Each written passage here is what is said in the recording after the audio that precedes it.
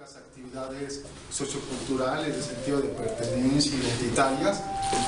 Y bueno, yo creo que es importante justo sí visibilizarlo, discutirlo, y qué mejor, a nosotros nos parece que sí, que quienes se ven directamente afectados pues puedan decirnos y compartirnos justo pues su sentir, ¿no?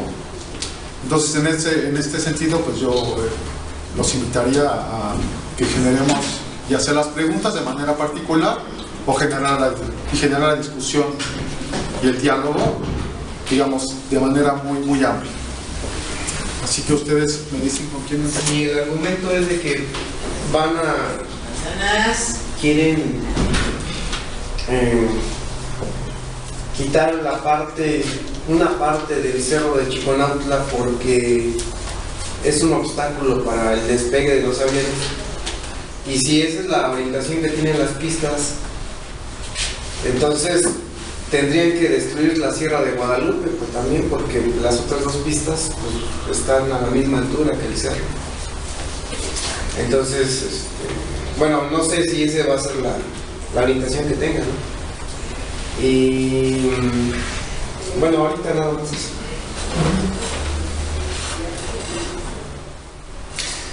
Si quieren alguien más comentar y vamos reuniendo como varios puntos.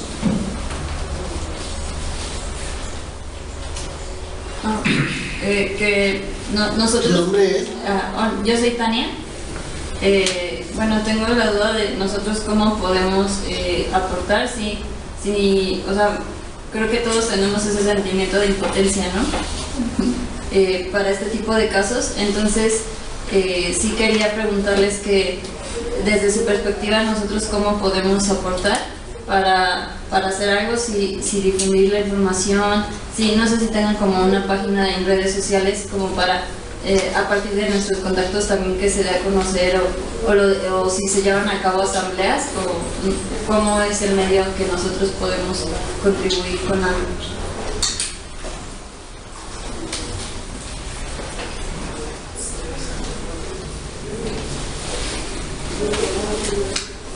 ¿Su nombre? Mi nombre es Alberto.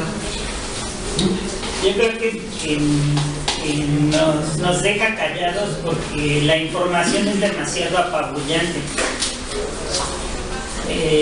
Pues en este mismo salón hemos visto diferentes cuestiones históricas y entre otras que hemos leído, pues está el caso de Teotihuacán, ¿no? Una ciudad prehispánica geográficamente muy cercana. Y que bueno, muchas investigaciones hablan de que Teotihuacán entra en decadencia precisamente por haber entrado en conflicto con su entorno económico, ¿no? Absorbe los recursos maderables, absorbe los recursos de flora y fauna, cambia el entorno y al final de cuentas pues algún elemento climático, algún evento climático con todos los cambios que había hecho esa urbe, pues acaba por destruir su estructura social, ¿no? Entonces lo que nos están relatando a mí me parece increíblemente apabullante y que a lo largo de los últimos años como sociedad hayamos sido capaces de dejar que avanzara. Supuestamente tenemos conocimientos más avanzados, más evolucionados que en la época teotihuacana y sin embargo estamos conduciendo a la urbe, a la Ciudad de México y con sus zonas conurbadas y ahora a un entorno geográfico mucho más amplio en torno a ese elemento, pues a un caos climático, estamos consumiendo todos sus recursos. Todas esas zonas agrícolas eran las que llevaban alimentos hacia la Ciudad de México y hacia los principales pueblos, ahora son entornos urbanos. Entonces es tremendamente apabullante la información, ¿no? La manera en cómo lo que se va a visualizar en cuanto a los acuíferos, etc. Recuerdo haber visto una imagen en un pequeño fragmento de cerámica en el que estaba dibujado un cerro. Se veían como motas en la parte superior que identificamos como agua. Se veían líneas que se veía que bajaba el agua hacia el cerro, y después se veían líneas que confluían en una especie de lago, ¿no? Entonces, desde tiempos inmemoriales, la gente común, los habitantes originarios, o sea, reconocían esa importancia que tenían el agua, los cerros en la formación del lago, y finalmente lo plasmaban en sus objetos de uso cotidiano, porque era algo que consideraban importante y era un conocimiento que querían dejar marcado. Entonces nosotros, con el paso del tiempo, como nada más abrimos la llave, el grifo del agua, y la dejamos correr, pues ni siquiera volteamos a ver hacia esos conocimientos inmemoriales, ¿no? Acerca de los pueblos originarios, de la gente que está en contacto, que vive todavía ese entorno, que vive dentro de ese entorno, que lo disfruta y lo sufre cotidianamente, a diferencia de la visión que nosotros tenemos desde el punto de vista urbano, ¿no? Entonces, sí es muy contundente, muy fuerte la información, y ese contraste de que no hemos hecho prácticamente nada hasta llegar a este punto, ¿no? Cuando ya se invirtieron miles de millones de pesos y de dólares, se ha depredado la cuestión ecológica, etcétera, y entonces estamos en un punto en que sigue avanzando.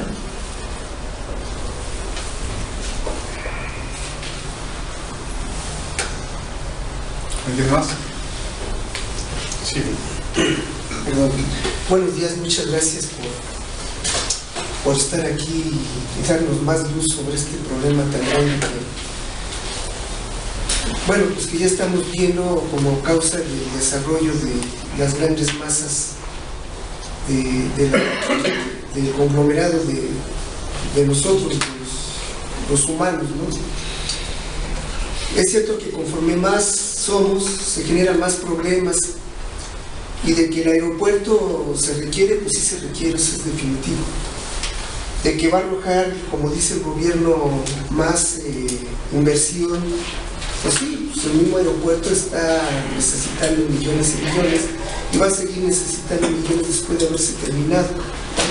Sabemos que una vez que se haya terminado y que entre en funciones, para su mantenimiento se va a seguir tragando más dinero, porque simple y sencillamente se va a seguir hundiendo.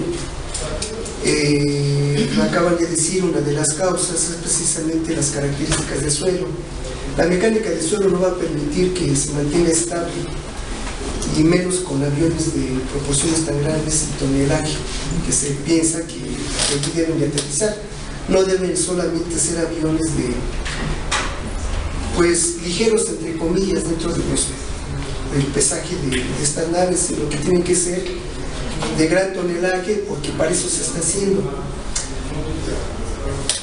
Bueno, sí es cierto que necesitamos un aeropuerto, es cierto que se abrirían más fuentes de ingresos, pero esas mismas fuentes de ingresos se abrirían si se construiría acá, como se tiene como un plan B, Santa Lucía. Creo yo que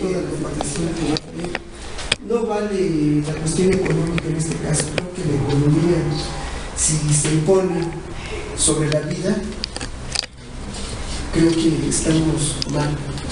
Ese es uno. Efectivamente, como dice Alberto, compañero Alberto, nuestra ignorancia, nuestra ignorancia de que nosotros tenemos agua, es tan fácil abrir la llave, y si nos pusiéramos a pensar que esa agua que no la vamos a tener, creo que sí estaremos pegando de gritos. Pero si desconocemos qué son esos cerros, cómo es que esa agua nos está llegando y por qué Catepec tiene mucha agua, precisamente por la composición de esos cerros. Esa esponja, como nos acaba de decir hace rato el señor Arturo, sí, ¿verdad? Perdón. El señor Arturo, esa composición, que ya no la tengamos, ¿cómo se va a recargar todo esto de agua? Estoy fijándome en el agua porque eso es el principal elemento para que un grupo se fije. Al fin y al cabo, el agua ha sido la que ha hecho a la gente que deje de ser nómada, que se establezca en algún lugar para ser sedentario, porque hay agua. Y aquí está en el subsuelo, ahí la tenemos, se extraen bien. Los mismos héroes, todas las comunidades, los pozos que vemos, efectivamente viven de esa agua. Y si a ellos se les explicara y se les hiciera ver esa situación, que el nuevo aeropuerto va a desecar esos mantos freáticos, ¿cómo respondería la gente? Porque al fin y al cabo yo tengo la pregunta.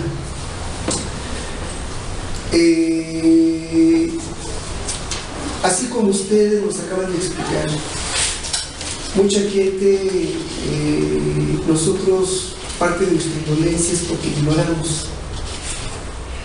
Ustedes han arriesgado sus vidas para defender lo que es su derecho como pueblo a pervivir, y ahora ya estamos viendo que es sobrevivir. Digo porque con las políticas del Estado, eso lo vimos aquí con los héroes cuando nacieron, que a la gente de aquí de Chiconautla no les dijeron: te vamos a comprar tus terrenos para hacer un desarrollo inmobiliario, y no les preguntaron si querían o no. Les dijeron: esta acción ya está determinada por determinadas autoridades y se van a hacer estos fraccionamientos y les vamos a pagar nada por sus terrenos. Entonces Chiconautla se impuso, vinieron a protestar a la presidencia, los corrieron con los granaderos, y cuando quisieron regresar ya ni siquiera los dejaron salir del pueblo. Ahí llegaron los granaderos y disolvieron a todo eso. Eso fue lo que me contó los señores de acá de los secretarios de Chiconautla. Entonces no se vale. Y ustedes, bueno, San Salvador Atenco ya lo vivió, conocemos la historia. Ustedes no sé qué tanto se han visto involucrados de tal manera, o peor o más ligero, pero al fin y al cabo es un problema social lo que está generando. Ya sabemos todo eso, ya sabemos cómo es el gobierno, ya sabemos que hay intereses, ya sabemos que se tiene que mover a la ciudadanía. El problema es cómo hacer que haya respuesta. Digo porque se están haciendo actos como este. Yo no sé en qué gran escala se hace, una escala mayor o una escala menor, pero se hacen. ¿Qué respuestas tiene la gente? A pesar de que se ha anunciado que aquí va a haber esta plática, somos pocos y realmente somos una gota de lluvia y las otras gotas no hay, y una gota no se lluvia. Entonces, ¿cómo le vamos a hacer para que la gente responda? Y vaya, pues, que la comunidad empecemos a tener más conciencia sobre esto que se va a venir, si es que se hace este aeropuerto, así como se está planeado. Y bueno, estamos viendo que los intereses que se están tocando es de los que siempre han mandado aquí, en aras de agrandar los números económicos que ellos tienen.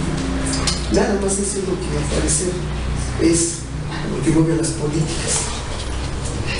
Esa sería la pregunta: ¿cómo hacerlo? Bien, ¿alguien más? Nada más me gustaría hacer un pequeño apunte de cómo nos manipulan mediáticamente. Si no me equivoco, geográficamente la parte suroriente del cerro apunta a Texcoco, pero la parte poniente apunta hacia Jaltocan. Entonces, construir un aeropuerto de mayores dimensiones en el área de Jaltocan es enfrentarnos a una situación de características muy similares, tanto geológicas como con los ejidatarios de Jaltocan, que están tratando de defender su comunidad también. Y ecológicamente, si ustedes quieren visualizar cómo era esa parte del valle, pues pueden ir a Jaltocan, ¿no? Y ir a sus terrenos y ver incluso algo de fauna, ¿no? Por ahí. Aledaña a la base aérea de Santa Lucía hay una zona arqueológica también que no ha sido completamente estudiada. Hay una universidad de Estados Unidos que han hecho estudios del desarrollo chinampero en Jaltocan, entonces también es una zona arqueológica que no ha sido completamente estudiada. Entonces mediáticamente una y otra persona nos quiere conducir hacia diferentes lados, ¿no? Pero nos quieren desviar la atención, que son comunidades de características muy similares. Estoy de acuerdo. Bien, pues. A ver, en cuanto... Ay, perdón. De emoción se cayó esa cosa. Ajá. O sea, hay un compañero que preguntó, ¿sí? Sobre la colocación de las pistas, ¿sí? Y en relación al cerro. Pues bueno, lo que dice el grupo aeroportuario, particularmente de las pistas que se van a hacer, corren de sur a norte, ¿sí? Entonces justamente la pista 3 está en dirección del cerro, ¿sí? Entonces, así que haya intervención del cerro, creo que se lo dije correctamente, ¿sí? Para que impide pues la libre navegación aérea. Bueno, pero en el diagrama que ponen ahí o en el plano que hicieron, creo que tiene otra orientación. Sí, este es el norte, ya estamos norteados. Aquí estamos norteados. Y aquí está el cerro de Chiconautla y esta es la orientación de las pistas. Y la Sierra de Guadalupe estaría aquí. Ya. Es que entonces el mapa... Entonces la sierra no interfiere con la operación. Pero este mapa no está hacia el norte.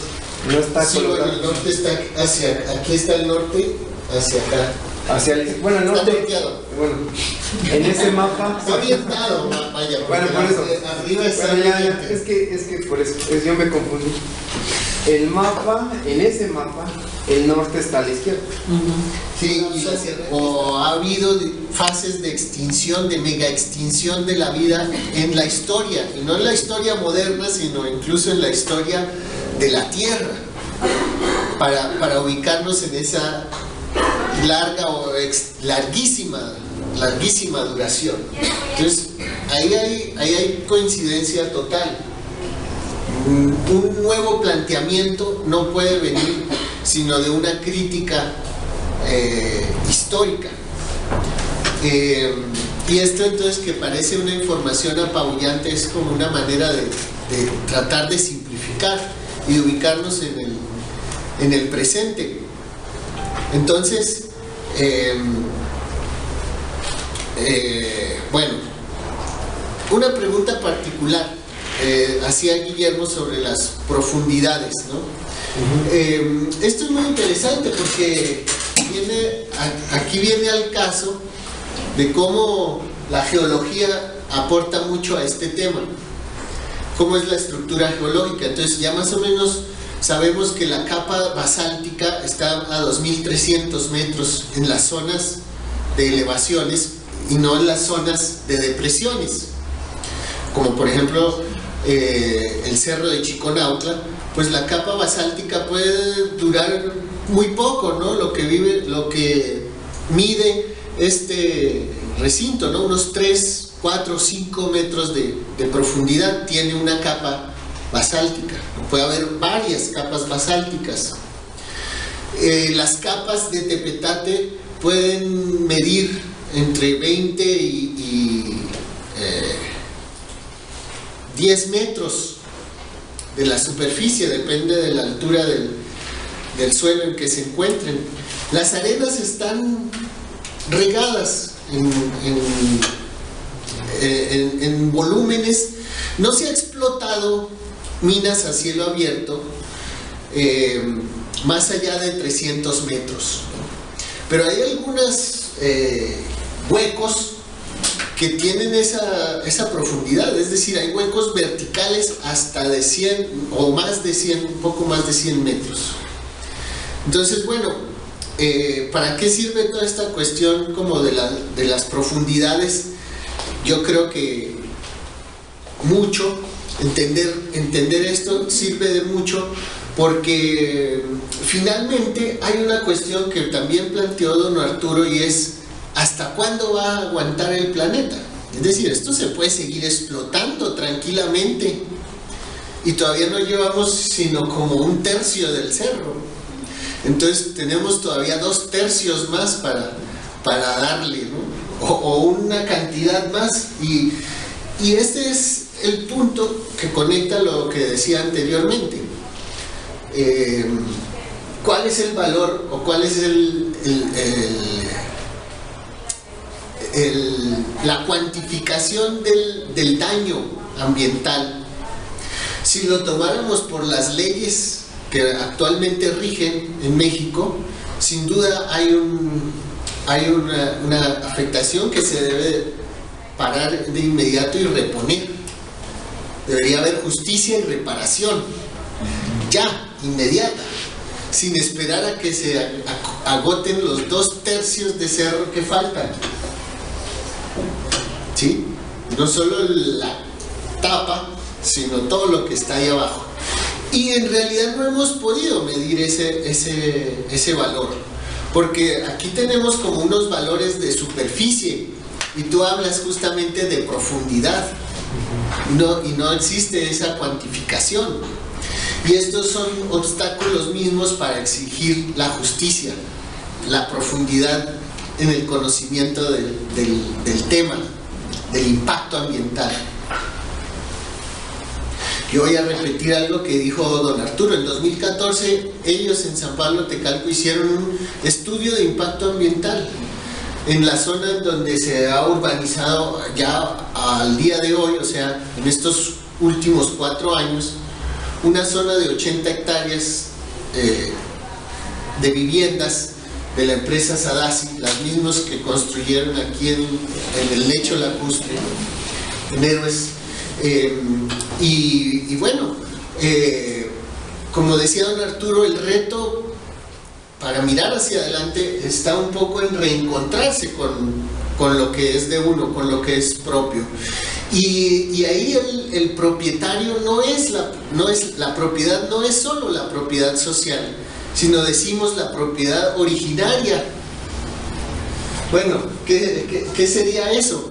Sería cuestión de imaginar un actor colectivo que demanda la afectación y exige la reparación inmediata del daño. Eso es, digamos, como un enfoque que tiene que ver con lo jurídico. ¿Y cómo se hace eso? Se hace a través de muchas pruebas, ensayos y errores, pero yo creo que hacia allá hay también un destino, porque aquí también se preguntaba don Víctor que cuál sería la respuesta de la gente, y la respuesta de la gente puede ser una demanda de justicia, pero esa demanda de justicia no se puede hacer si no hay una conciencia de lo que se tiene, de lo que se posee como bien común no entendido como ejido, sino bien común entendido como lo que nos afecta a todos.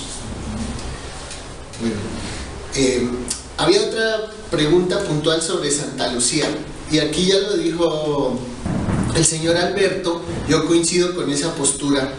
Es una distracción. Aquí hay 2 grandes distractores en cuanto al aeropuerto. Una es Santa Lucía y el otro es la consulta.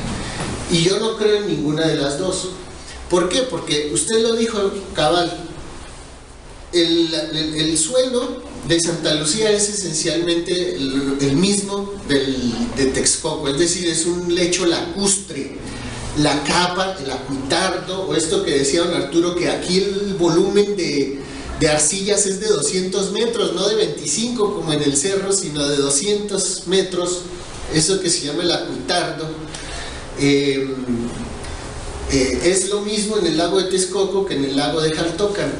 Entonces es una distracción decir que se va a llevar un nuevo aeropuerto a otro lugar, porque costaría lo mismo en términos de materiales. Menos se ha hablado, por ejemplo, sí, claro, el aeropuerto es necesario, dice don Víctor, pero se ha hablado menos de la descentralización de la operación que de evitar llevar a cabo la construcción de un nuevo aeropuerto. Y ese es donde está el segundo sofisma de distracción, que es la consulta. Porque si la consulta fuera de acuerdo a los lineamientos del derecho de los pueblos, llamémoslo así, del derecho de los habitantes, tiene que ser previa e informada. Y aquí resulta que ya no podrá ser previa, pero podrá ser informada. Sí, pero como no son indígenas, únicamente les concedemos el interés general. ¿Sí? Eso. No, el interés general. ¿No? Sí, sí, el interés general, ¿sí? El interés general, o sea, y no le reconocemos interés legítimo, ¿sí? Ni interés jurídico. Y el interés general se reduce a que yo estoy viendo que por ahí alguien está matando a alguien, voy y le llamo a policía. En ese sentido que nos ataña a todos, nosotros proponemos una demanda colectiva. ¿Sí? Es decir, o sea, ahí sí hablamos del derecho difuso, ¿sí? En el sentido de que no sabemos exactamente a cuántos millones o qué radio va a afectar ese proyecto, ¿sí? Pero que finalmente existe la certeza que nos va a afectar, ¿sí? Y que eso nos ofrece un derecho legítimo. Pero, o sea, esto se puede hacer y se puede hacer que prevalezca la justicia por encima de los intereses económicos y políticos si somos capaces de encaminar el aspecto jurídico con la presión social. Es decir, que de veras, ahora sí que seamos no dos manos, como dijo el profesor, ¿sí? Sino seamos un conjunto de manos agarradas, tejidas entre sí, y que verdaderamente logremos conformar un contrapeso que valoren las autoridades cuando tengan que tomar una decisión. Ahora, qué bien que dicen, hacen la comparación entre Santa Lucía y Texcoco, en el sentido de que hay una tercera opción, ¿sí? Y que a esa los medios la han difundido muy poco, han hecho caso omiso, ¿sí? Interconectar los aeropuertos periféricos al Benito Juárez, al de la Ciudad de México. Es decir, el aeropuerto de Toluca, Estado de México, el de Puebla, el de Querétaro, el de Pachuca y el de Morelos. Y con eso quedaría satisfecha la demanda para los próximos 50 años. Entonces, no estamos actuando de manera irracional. O sea, y esto no lo decimos, bueno, lo de la irracionalidad sí lo digo yo, pero respecto a la opción de la interconexión de los aeropuertos, ¿sí? Sí, varios científicos lo han afirmado, pues. Entonces existe esa alternativa, ¿sí? Como una posible y que causaría menor impacto negativo. Entonces, bueno, pues la pelota está en la cancha y depende de que cada uno de nosotros seamos capaces o tengamos voluntad de patearlo, ¿sí? O sea, que en un momento dado no únicamente firmemos, sino que nos dejamos, ¿sí? Que tengamos que presionar ante las autoridades que sean necesarias. Y que existe riesgo, sí los existe, pero es el mismo riesgo que existe si nos quedamos pasivos y que nos moramos como charales, como chinicuiles decimos en el pueblo. Si no sé si conozcan los chinicuiles, son unos gusanitos rojos, que luego le echan al mezcal. Sí. Entonces, bueno, nosotros los hacemos en salsa, los echamos previamente en el comal y vemos cómo se retuerce nada más. Pues es el destino que nos pasaría a nosotros.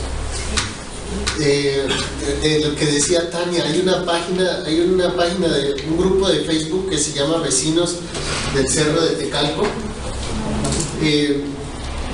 pero más allá de eso, que es como el núcleo de Tecalco que ha estado en lucha, más allá de eso, tú preguntabas si hay asambleas.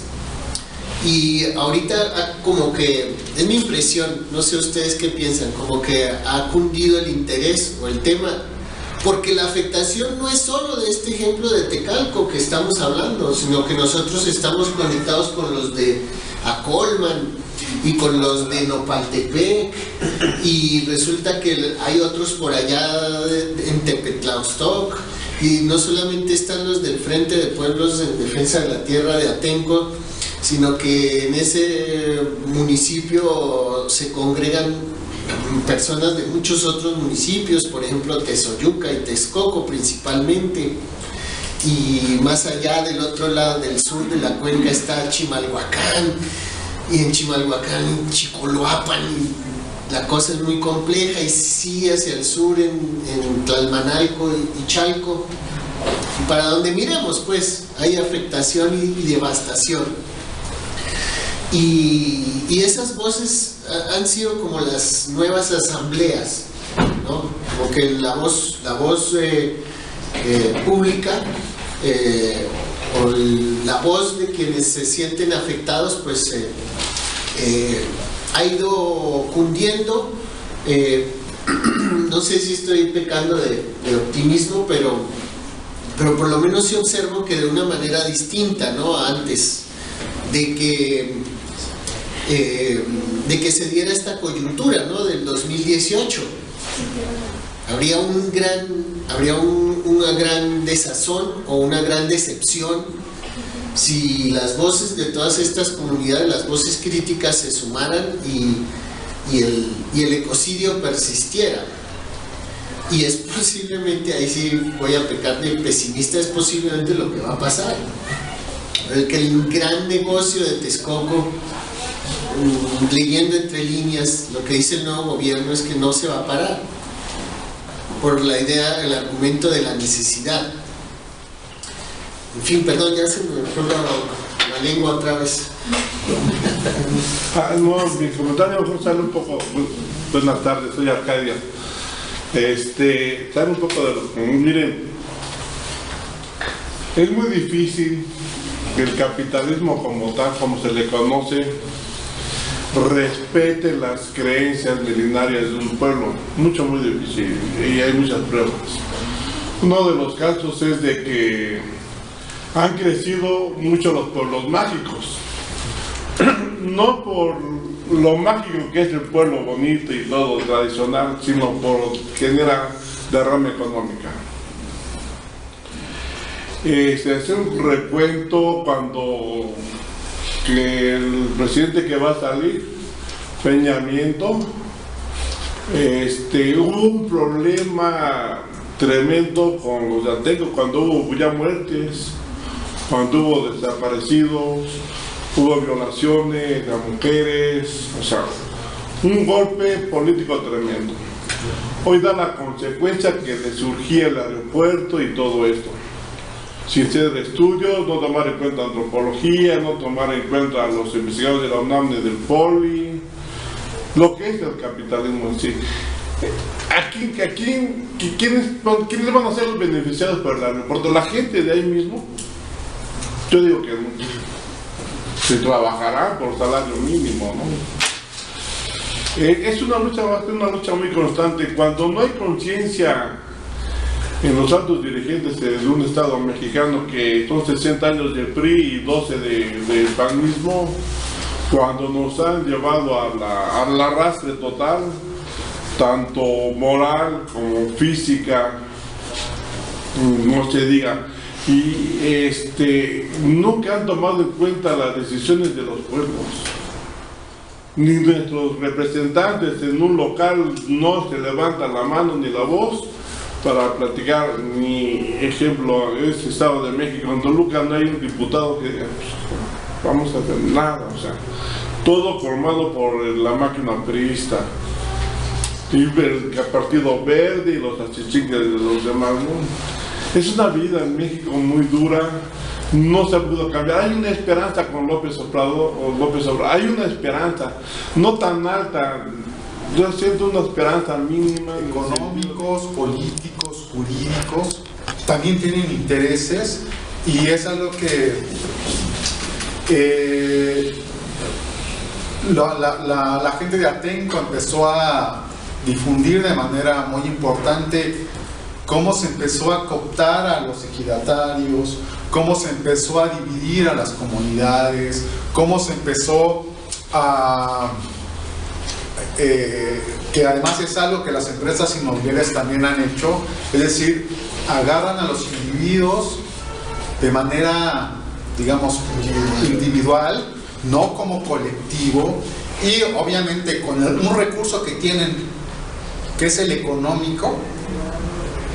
Pues a mí en algunas entrevistas que he realizado me dicen, yo cuando en la vida voy a tener 2 millones de pesos, ¿no? la tierra nunca me lo va a dar. Y bueno, se aprovechan de ese recurso, se aprovechan del recurso político, se aprovechan de toda esta idea que se ha creado respecto a la modernidad y el beneficio de los servicios. Y por otro lado, al interior de los mismos pueblos, pues está este frente, ¿no? Este frente que dice, a ver, yo no soy ejidatario, yo no tengo tierra, pero tengo territorio, tengo memoria, tengo una serie de prácticas y actividades socioculturales que además, porque parecería paradójico, en los últimos 20 años se ha construido todo un marco jurídico en donde los pueblos y esta parte cultural tienen una fuerza importante, se han reconocido derechos, no solo a nivel nacional, sino a nivel internacional, que además son vinculantes a partir de la reforma, por ejemplo, del 2011 con derechos humanos, y además las que ya venían, como el 169 de la OIT. Pero digamos, quedan ahí, ¿no? Están ahí plasmadas. Y algo, ya para terminar, que digamos es un hecho y tan vale la pena ir por esa vía, explorar esa vía, es a través de la movilización, ¿no? O sea, los derechos ahí están plasmados, los derechos el mismo Estado no los respeta, sin embargo, las comunidades, los pueblos, y ejemplos hay varios, ¿no? Desde cómo se han parado construcción de presas en Puebla, lo que ha pasado con la comunidad chaqui, lo que ha pasado con los Wurrarika, digamos, utilizando este marco jurídico a través de la movilización y de la exigencia del cumplimiento de esos derechos, pues se han logrado algunas cosas. Sin embargo, digamos, ahorita estamos justo en esta efervescencia, ¿no? En donde todos los actores están, digamos, en el escenario, con intereses particulares, con recursos específicos, y bueno, todos están en la palestra, ¿no? Pero me parece sí muy importante que tengamos claridad sobre los actores, porque incluso entre los mismos actores, digamos, como de un mismo frente, hay conflicto. Sí, nada más, creo que existen experiencias amargas al respecto, ¿sí? O sea, te estaba hablando Ismael, sí se me viene a la cabeza lo que nos platica la gente de aquí de Santa María Chiconautla de Catepec, ¿sí? Ellos desde los 60s, ¿sí? Obtuvieron un distrito de riego, ¿sí? En base a que intercambiaron aguas dulces y agua potable por aguas negras, ¿sí? Pues ahí se construyó el distrito de riego 088, si no mal recuerdo, ¿sí? Pero bueno, dicen que ellos compitieron, no sé exactamente si a nivel nacional o a nivel Estado de México, ¿sí? En cuanto a su agricultura, ¿sí? Y obtuvieron una o dos ocasiones el primer lugar en ese nivel, ya sea a nivel Estado de México o a nivel nacional, ¿sí? Entonces dicen, bueno, nosotros nos sentíamos vaqueros, ¿sí? Andábamos a caballo, sembrábamos, teníamos vacas, teníamos nuestra camioneta, y ese era nuestro orgullo, ¿sí? Éramos vaqueros, ¿sí? Hoy vendimos nuestra tierra, ¿sí? Compramos nuestras troquitas terminaron en la chatarra, ¿sí? Y hoy parecemos ratas entre la basura. O sea, experiencia que les pasó a los compañeros de Santo Tomás Chiconautla, de Santa María, Santo Tomás Chiconautla, ¿sí? Entonces, o sea, son experiencias que no deben pasar en balde, ¿sí? No deben pasar en balde, sino que nos deben servir para reflejarnos en ese espejo, ¿sí? Por otro lado, existen, al menos lo que nos ha tocado vivir, son actitudes protagónicas, ¿sí? Por ejemplo, nosotros estamos aquí, otros compañeros están en San Luis Tepotitlán, ¿sí? Organizando un foro, otros compañeros lo organizan el día domingo en Texcoco, ¿sí? Y ha sido difícil entendernos, pero la propia necesidad, si realmente estamos en esa sintonía de defender la vida, tendrá que hacer que nos unamos, ¿sí? Ahora, o sea, reitero, que los partidos políticos lo que han hecho es dividirnos, ¿sí? Nos ha tocado vivir experiencias en ese sentido. Para que no queden abstractos, ¿sí?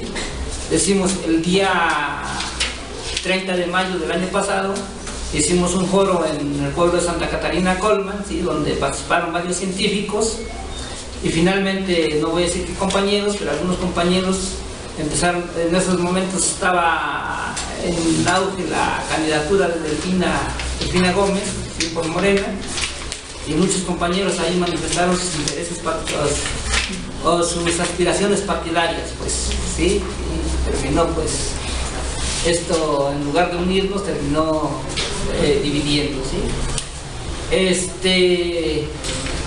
O sea, por eso decimos que los partidos políticos, reitero, ¿sí? Su labor ha sido desunirnos en vez de tejernos, ¿sí? Ahora, lo que ha sucedido hasta ahorita ha sido ingeniería política, en el sentido de que Salinas de Gortari, por ejemplo, firma el convenio 169 de la OIT, de la Organización Internacional del Trabajo. El Congreso lo ratifica, ¿sí? Y se convierte en una ley vinculante, ¿sí? Rodolfo Stavenhagen, disculpen si no digo bien el nombre, ¿sí? Fue el pionero de la Declaración de Derechos Indígenas, ¿sí? Al interior de la ONU, ¿sí? Entonces, ¿qué queremos decir con esto? Que ha sido hasta ahorita pura ingeniería política. Sin embargo, ¿sí? Hasta antes de ello, cuando se hablaba de pueblos, aunque los pueblos hemos existido de hecho desde la colonia, ¿sí? Porque anteriormente éramos altetes, ¿sí? Desde la colonia existimos de hecho, ¿sí? Por derechos no se nos reconocía. Cuando se hablaba de pueblos, ¿sí? Se hablaba sobre una nación sojuzgada por una nación más fuerte, ¿sí? El pueblo era la nación débil, pues, la nación colonizada, ¿sí? Ya a partir de los 80s, finales de los 90s, principios de los 90s, perdón, se empezó a hablar de las minorías, ¿sí? Que finalmente ya se habló de las minorías indígenas, y en ese sentido hoy se reconoce a los pueblos indígenas. Entonces, bueno, mal que bien se ha venido construyendo un tapete jurídico, ¿sí? Pero falta que lo andemos los pueblos todavía, ¿sí? Entonces, bueno, este es un proceso largo, complejo, que lamentablemente no se puede ejecutar en un día, pero más o menos existe ese marco jurídico por el cual podamos transitar ese andamio, pues, por el que podamos transitar, ¿sí? Entonces, bueno, le apostamos más a ello, ¿sí? Que a voltear hacia un partido político, y le apostamos más a unir nuestras fuerzas como pueblos originarios, como avecindados, como población migrante, ¿sí? Y que finalmente nos podamos tejer en ese tapete multicolor, ¿sí? Donde no existan, o bueno, respetemos nuestras diferencias, mejor dicho, no que no existan, sino que respetemos nuestras diferencias y luchemos juntos por defender una vida digna en la tierra. Ahora sí, como diría el jefe Piel Roja, ¿sí? ¿Para qué? Jesús. Ajá, mi compañero va a completar esa frase tan bella. Ahí empieza la sobrevivencia, algo por el estilo. ¿Cómo es? ¿Quién sabe? Bueno, pero, en fin, pues. Jefe Jesús. No me acuerdo. Pero dice que hasta hoy hemos vivido, o sea, después de todo el desastre que se hace en los Estados Unidos, dice, hoy empieza verdaderamente la sobrevivencia, pues. Y así, o sea, hasta hoy medio vivimos, mañana, quién sabe. O nos entendemos de veras y nos moralizamos mutuamente, o la tierra a lo mejor después de miles de años se vuelve a regenerar, ¿sí? Con otras formas de vida, pero nosotros, o sea, como género humano, quién sabe. Ajá.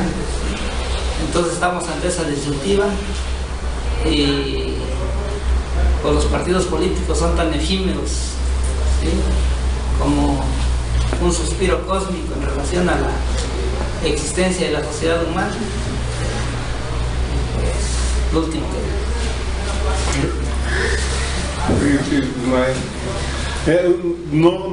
no los quiero desanimar con esto que les voy a comentar. Y me da mucho gusto que compañero don Pedro, Arturo, diga que no tienen esperanzas en los partidos políticos. Es muy interesante lo que habla. Miren, da la cantidad que todos los presidentes de izquierda que han habido en América Latina son de izquierda, pero a través de que empiezan a tomar el poder, como que respira el pinche aire malsano y se vuelven de derecha. O sea, yo les digo, hay una gran esperanza con López Obrador, pero pues tenemos que aliarnos con un partido, porque si por sí no somos escuchados y sin un apoyo de un partido político es muy difícil, muy difícil. Pero les digo, esto no es para que los asuste ni los desanime, al contrario, vamos a la situación verdadera como vive el país. Les digo esto porque si así se dan las situaciones en América Latina, que el partido de izquierda se vuelve de derecha, y no nada más derecha, no ultraderecha, y veamos los grandes movimientos que hizo Daniel de Nicaragua, Daniel Ortega y de izquierda, y ahora ya es un tremendo, ¿no? O sea, ¿qué se espera de México, no? ¿Qué espera de México? Pero estamos con ustedes, la lucha. Sí, nomás quiero hacer hincapié sobre ello. O sea, en la medida de que los pueblos van reaccionando ante la problemática que se les impone, ¿sí? En esa medida también el poder central, ¿sí? También busca formas de desactivar ese descontento, ¿sí? Entonces, bueno, hoy no creemos que todos los gobiernos de izquierda sean exactamente como la izquierda mexicana, ¿sí? O sea, tenemos el ejemplo, por ejemplo, ahora sí van a la redundancia así de Luis Ignacio Lula da Silva, ¿sí? Ahí no fue un golpe militar el que lo derrocó, sí, sino fue un golpe legislativo. Le inventaron, bueno, primero a Dilma Rousseff, ¿sí? La sacaron del poder y posteriormente le achacaron un delito de corrupción a Luis Ignacio Lula da Silva que nunca se lo pudieron comprobar, ¿sí? Y sin embargo ahí lo desactivaron por 12 años, ¿sí? Y ahorita la moneda está en el aire. A lo mejor la derecha más recalcitrante de Brasil se impone en el poder, o a lo mejor alguien reemplaza a Lula da Silva. Compartir ese trabajo que has venido realizando ya de mucho tiempo sobre la zona. Y bueno, les damos un fuerte aplauso, por favor.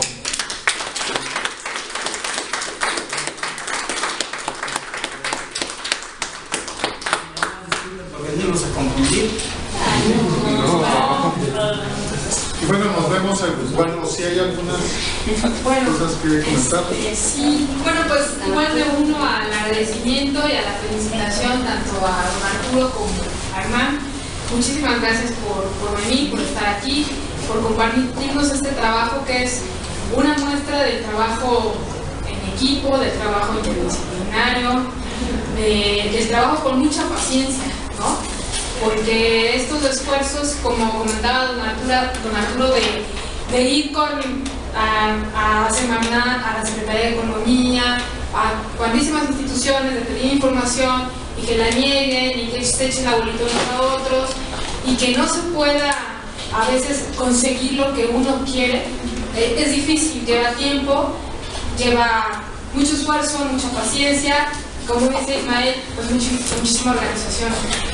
Yo esta sesión la veo justamente, como comentaba Ismael, como un complemento de aquella visita que tuvimos en aquella ocasión, que muchos de ustedes recordarán allá al cerro, pero justamente por su parte de Tecalco, ¿no? Entonces, cuando yo veía las imágenes que mostraba Hernán sobre esta parte de hacia Totolcingo o sobre esta parte hacia Chiconautla, que nosotros las vimos desde arriba, pero no es lo mismo verlas desde arriba que verlas así, como decía Alberto, pues apabullantemente, impresionantemente en las fotos, ¿no? Pero de saber también que esa explotación del cerro y de los recursos naturales es histórica, es cierto, pero también en este contexto de la construcción del aeropuerto se ha vuelto prácticamente depredador, ¿no? Y y que yo creo que nos llevamos así como 2 o 3 cosas, bueno, muchas, pero yo particularmente me llevo esta parte que decía Ismael sobre el hecho de que se construyó o no el nuevo aeropuerto ahí, la depredación va a continuar, ¿no? Va a continuar porque de ahí obtienen rocas, ¿no? Para poder construir todos los conjuntos habitacionales, ¿no? Entonces, haya o no haya un nuevo aeropuerto, o sea, el nuevo aeropuerto no es lo que, a fin de cuentas, ha unido más voces, ha unido más grupos, pero no es algo que diga, sí, a lo mejor ya se consiguió que el nuevo aeropuerto no se usa ahí, entonces ya todo se acabó, ¿no? O sea, tiene que continuar, ¿no? Pues es una. La otra es que pues los recursos, justamente el acceso a los recursos y particularmente el agua. El agua es un recurso, como lo decían, vital para todos y que afecta no solamente en el caso del Cerro de Chiconautla, sino a todas las poblaciones. O sea, estamos viendo problemas que son comunes no solamente al Cerro de Chiconautla, sino a muchas poblaciones de la cuenca. Y con esto estamos visibilizando problemas que hemos tratado de ver, problemáticas que hemos tratado de ver en este seminario, que no son exclusivas de Catepec, y que además de la organización, como pues una de las cosas que preguntaba Tania y que nosotros nos hemos tratado de proponer en este seminario es difundir y difundir y difundir y difundir. A lo mejor somos pocos aquí, ¿no? Pero como decía don Arturo, pues la cantidad no importa, o sea, lo que importa es esta calidad en el sentido de a qué tanta gente llega esta información, qué tanta gente se hace, se une a esta lucha, ¿no? No dejarlo en la violencia, no dejarlo en, como decían, abrir la llave es muy fácil, ¿no? Sino ver cuánta gente está sufriendo por problemas de agua y cuántos a fin de cuentas vamos a terminar sufriendo por ello, pero no solamente por agua, ¿no? Por la contaminación, o sea, son muchísimos problemas los que vienen también junto con pegado, ¿no? Con esto y que bueno, la verdad es que este es como la probadita, pero que todos los estudios medioambientales tienen una, pues como dicen, o sea, un ecocidio completo, ¿no? El exterminio de las aves migratorias, el problema de la cima del cerro, son como muchos problemitas los que vienen juntos, ¿no? Entonces, visualizarlos, reflexionarlos, no ser indolentes y pues llevarlos, difundirlos. Yo creo que eso nos toca como a cada quien y yo con eso me quedo, ¿no? Y pues yo les agradezco lo mismo, ¿no? Les agradezco muchísimo la participación en este seminario.